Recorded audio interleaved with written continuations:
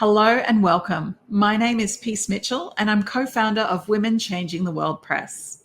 Before we begin, I would like to pay my respects to the traditional owners of the land that I live and work on, the people of Mamu country in North Queensland. And I would also like to pay my respects to the traditional owners and elders, past and present, right across Australia and the Torres Strait. Well, I am so excited to be launching our latest book, Purpose and Passion. And I have with me one of my fellow co-authors, Amy Hall. Please join me, Amy. Hello. Hello, Amy. How are you? I'm well, thank you. It's so lovely to see your gorgeous face. It's so good to see you as well, Amy. And Amy, for people who haven't met you before, I would love you to tell us a bit about yourself and the work that you do.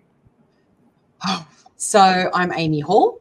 I am a behaviour support practitioner. I'm an educator. I'm a youth mental health advocate. And I think at my core, I'm always going to be a teacher. No matter where I go, no matter what job I do, I think I'm going to be a teacher for probably the rest of my life. I've been working in the disability field now for a long time.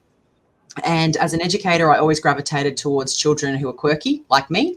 And I always wanted to, I loved the concept of being in the disability world. So I am a disability specialist and I have a business that I started just 3 years ago. That's an NDIS business. And I work with children, predominantly children and young people, but more importantly, their families, their care teams, and most people around them to understand them. And a lot of the children that I work with have disabilities that are quite complex and difficult to navigate and understand. And so I support families through what we call a multidisciplinary lens to help them understand what's happening for their young person and how we can support them and repair sort of fractured relationships, as well as improve their quality of life. As well as that, I am someone who likes to do lots of things at once. And so I'm a clinical supervisor of behaviour support practitioners. So I have currently 55 behaviour practitioners right across Australia. And I'm committed to what we call sector improvement. So making sure that behaviour practitioners are upskilled and have the best possible knowledge to do their jobs really well and confidently. And so that sort of led me down lots of different tracks in putting out training programs. And again, the whole thing is about knowledge. And it's about leaning into listening to people with disabilities and learning from them, and then transferring that knowledge to the rest of the sector so that we can all improve. Amy, your chapter is called Don't Fear the Dark. Can you tell us about why you chose that title? Yeah, for a couple of reasons. Because my life has been, much of my life in my career has been in walking alongside others in their journey. And often the people that I support, they are very much on the fringe. They have complex and profound disabilities, and the people that I work alongside, you know, they really struggle in many areas of their life. But for me, I haven't embraced or haven't had the opportunity to embrace my own disability identity. And so in my world, self-disclosure is actually not something that's encouraged because you're supporting others. So even though I can really relate to so many of the things that my families that I'm working with are going through, I hadn't ever had the opportunity to tell my own story. And I'm an autistic woman. I'm about to turn 40.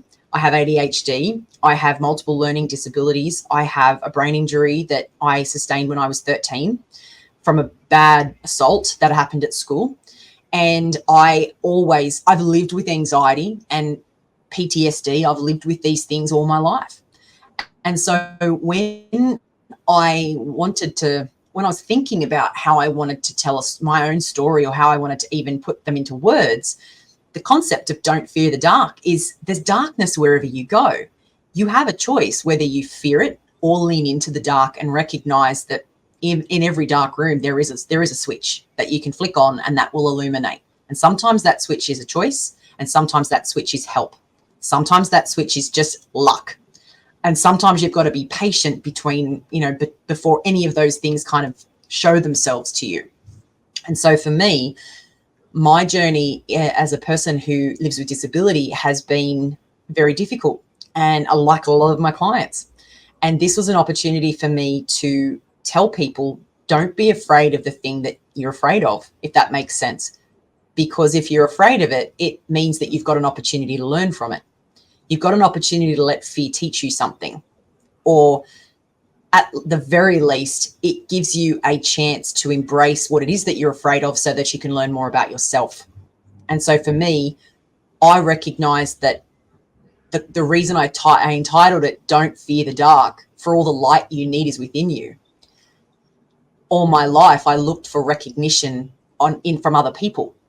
And I was, because I'm autistic, and I was always told, and I've always made to feel, I think, that I couldn't trust my own feelings. I couldn't really understand a lot of people around me.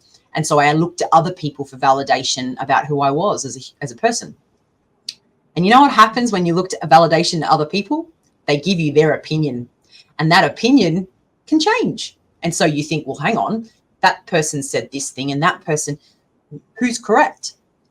And so the light within you is your own voice. It's your own truth. It doesn't have to be someone else's. It's your own.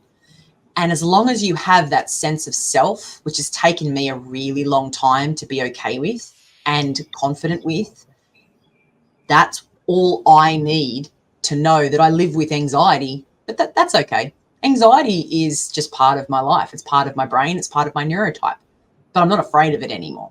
So it's a bit like saying, don't be afraid of the fear itself, because it can teach you lots. Yeah, beautiful. Beautifully said, Amy. So true, so true. Now, there's a quote in your chapter here. You said, when I was a young girl, I was acutely aware of my difference and I was told to blend in. Mm-hmm. Can you tell us more about this? So the people around me were worried about me, and I was really quirky and unique and different. I didn't really understand the world that I lived in. I learned to communicate by listening to movies and watching movies, listening to song lyrics, and then I would embed those movie scripts or song lyrics into conversations to make meaning so that other people knew what I was trying to express.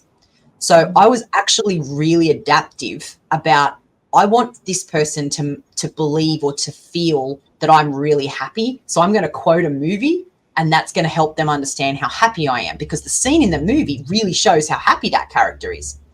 There's a word for that. It's called delayed echolalia. I didn't know it at the time, but everyone around me thought I was really weird, and no one really understood me. And when I couldn't really sustain friendships, I couldn't make friendships, I couldn't blend in, I didn't understand social rules, I didn't really understand connection, I really struggled. The people around me told me, you need to change, you need to blend in, otherwise you're just going to have to accept that you're going to be a target.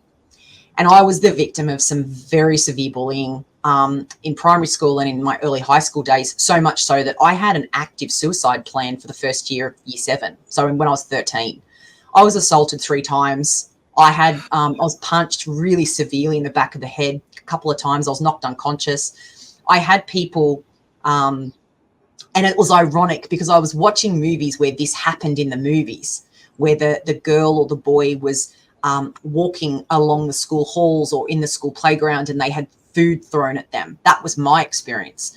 I would have meat pies with sauce. I would have finger buns, and I would have cream pies. I would have them thrown at me, and I would have horrible names. And I didn't understand how to change because I actually didn't know what I was doing wrong for them to do this to me. And so the response was, you need to change what you're doing, what you're saying, what you look like, how you're communicating, because you're drawing the bullies to you. You're the target. And I would have gladly done any of that. And so what happened was I didn't know what to do differently. I tried to bend, I tried to change, I tried to mask. That's the technical term. I masked everything. What happens when you're masking and you don't know anything is you start to feel really desperate. And that's why I started to feel like I shouldn't even be alive. And that was a really look, autistic women are actually 13 times more likely to complete suicide than their non-autistic or neurodivergent counterparts. So the fact that I survived my adolescence statistically is actually really miraculous. But I guess that's the lesson, in that the support that I had was from a few very key women in my life, my mother, my grandmothers, and they were the ones that said to me, they too said to me at different times, Amy, maybe you just need to change the way you wave at them, or maybe you should need to change the tone of your voice. And I would, because that part came from a place of, you can't change the bullies. You can't change what they're like. And so I think that masking, all of us, every time we go into a scary situation or when we're nervous, most of us will put up a mask. Most of us will put up some kind of strategy that can get us through that scary moment. But when you're told to change who you are, that's impossible to do, because who you are is inherent in core of who you are, you know that. And when you're 13, you still don't know who you really are. You're figuring it out. But the messaging that I had at 13 was actually the developing Amy, the version of you. Actually, we don't want that version. We want another version. And so what the message was for me was to fit in. It took me 20 years to decide that I didn't want to fit in. There's a beautiful line from Mrs. Doubtfire that Shirley MacLaine says. And she said, when one of her daughter-in-law is saying, I don't fit in here. And she says, I didn't fit in here. I made them fit me. And I love that quote, because now, as I'm about to turn 40, when I walk into a room, I hold my head up and my chest is out and I stand up strong, because I believe that what I have to offer people is good. And I also believe that all I can do is offer the world who I am in authenticity. And I'm not going to be for everyone. I'm not everyone's cup of tea. And that's okay too, because I think that is a gift in and of itself. There's 7 billion people on the planet. If you're for everyone, you're going to take a really long time trying to get to everybody to be in their lives. So it's a good filter system, Oh, we think you are absolutely incredible, Amy. You absolutely are. There's another quote from your chapter. Something I always knew growing up was that I wanted to be of service to others. Yeah. Yeah. Tell us about that, Amy. I was always told when I was little that I was selfish and self-centered. And the reason I think now that those messages were given to me was because I was permanently trying to figure out how to fit in, but also trying to understand myself so that I could change, so that I could be better, be different, to be, welcome, to be included.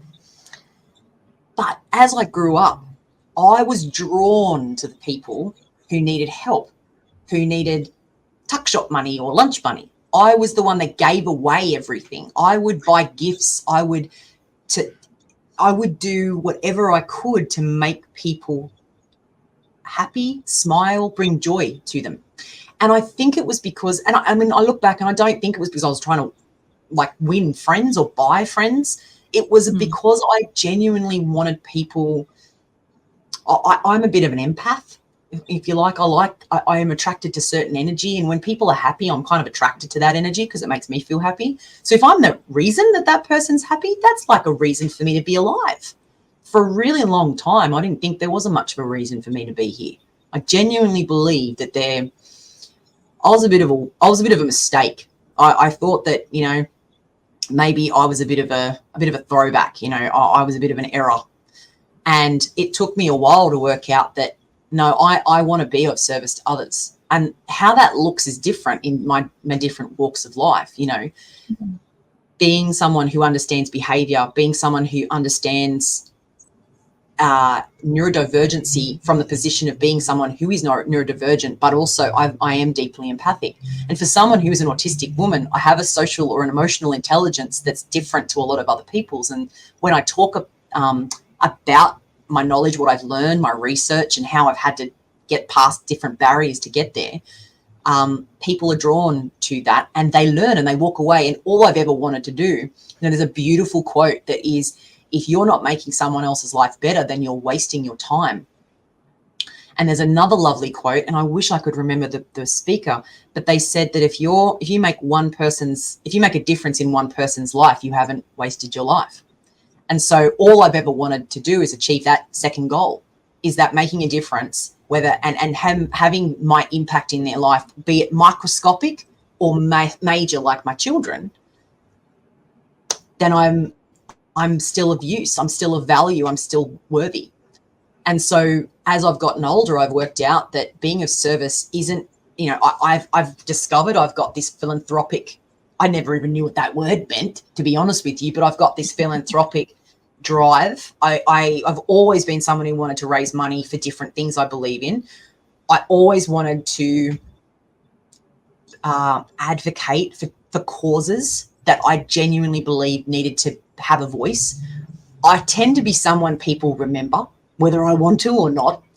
And so when I use my voice in different ways, people tend to listen, you know, whether they regard it or remember it, I don't know. But I just think that service is it's different for a lot of different things.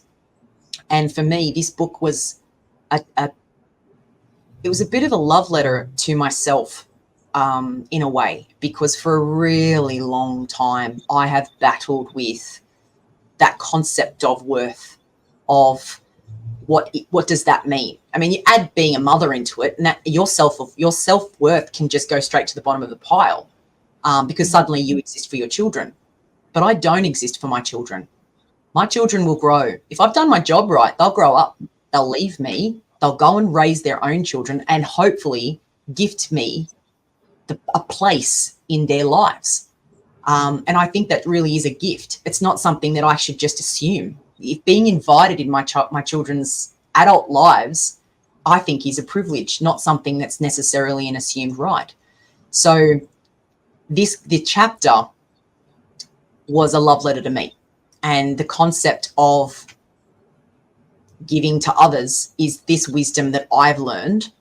You know, don't accept the word no. If, like, the concept around, if you don't have a place at the table, drag across a folding chair and plant yourself there yourself. You know, don't accept that someone's not going to allow you a spot where you believe you belong. You just make it happen. And I think that if only one person reads that chapter and then does something because they've read it, that's it. I've done my job. My purpose is done, you know. Oh, I love that so much. I love that. And I love that this is a love letter, Amy. It's such a beautiful chapter. Thank you so much for sharing your story with us in Purpose and Passion. But thank you so much for being here today. I always enjoy talking to you and hearing your wisdom. So thank you so much. You're welcome. May I also add one compliment? Your community that you've built, the Purpose and Passion community of authors, but your community is an incredibly inclusive community, and you've built something extraordinary. And that's something that I, in my whole life, have never been part of before. So the love letter, the permission to write this was bolstered because the chapter, I had no idea what I wanted to write when I signed up for this. I didn't actually have a plan. And the love, the genuine, I think, love, camaraderie, sisterhood, maternity of women that you've created allowed me to feel that I had permission to give myself this love letter. So thank you for contributing to this vision that I've been able to craft, because without that camaraderie and support and maternity of women, I don't think I would have been able to do it. So thank you very much. Oh, thank you, Amy. We do have an incredible community of women around us, and these beautiful authors of this book are so special, and their stories are so special. Thank you. You're welcome. Well, it's just been such a wonderful conversation, Amy. Thank you so much once again. Thank you to everybody who's tuned in and watched this episode. And if you haven't got your copy of Purpose and Passion, make sure you grab one. You can find it at 𝑷𝒖𝒓𝒑𝒐𝒔𝒔𝒊𝒐𝒏. Thanks, everyone. Thank you, Amy. Bye. Bye.